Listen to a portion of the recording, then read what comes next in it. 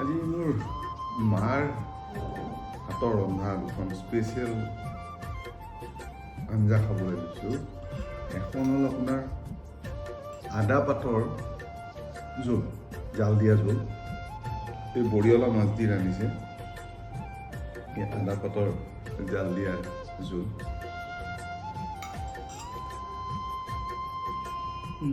এই ইয়াৰ জোলখন সেউজীয়া একেবাৰে বৰিয়লা মাছ সৰু সৰু বেলেগ জলকীয়া লাগিব।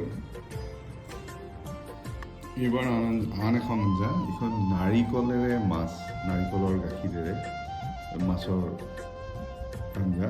এইখন আচলতে মোৰ মামাই এইখন কলিকতাৰ পৰা শিকি আহিছিলে, নাৰিকলৰ গাখীৰেৰে এখন মাছৰ আঞ্জা।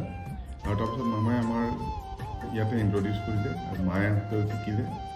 আৰু আজি মোৰ মায়ে এইখন আঞ্জা বৰ সুন্দৰকৈ ৰান্ধে, নাৰিকলেৰে মাছ। এয়া নাৰিকলৰ গাখীৰটো দেখা গৈছে, গাখীৰৰ জোল, অলপ পানী নহৰু দিয়ে।